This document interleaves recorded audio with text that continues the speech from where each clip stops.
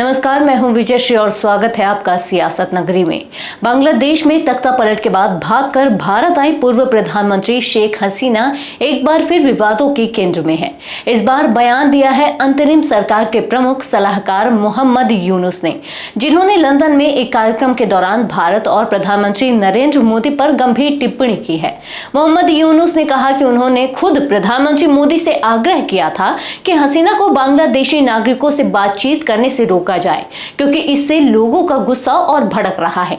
लेकिन यूनुस के मुताबिक मोदी ने उनके इस अनुरोध को सिरे से खारिज कर दिया और कहा, यह सोशल मीडिया है, हम इसे नियंत्रित नहीं कर सकते।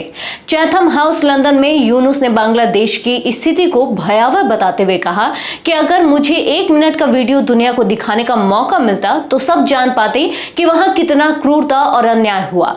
उन्होंने कहा कि जुलाई में हालात बेहद तनावपूर्ण हो गए थे और अंततः 5 अगस्त को सरकार अचानक गायब हो गई। यूनुस ने दावा किया कि तख्ता पलट के बाद जब शेख हसीना भारत पहुंची तो वह वहीं बस गई।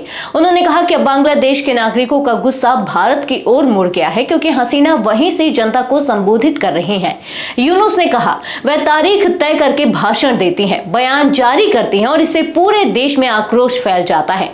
राजनीतिक नजरिए से देखा जाए तो ये बयान भारत के लिए कूटनीतिक रूप से संवेदनशील है। एक तरफ भारत शेख हसीना को शरण देकर लोकतांत्रिक समर्थन का संदेश देना चाहता है, वहीं दूसरी ओर बांग्लादेश की अंतरिम सत्ता उन्हें एक उकसाने वाला तत्व मान रही है। इस घटनाक्रम में सबसे दिलचस्प बात यह है कि यूनुस मोदी सरकार से सार्वजनिक मंच पर ऐसे तीखे लहजे में बात कर रहे हैं, जबकि भारत ने अब तक इस विषय पर कोई आधिकारिक बयान नहीं दिया है।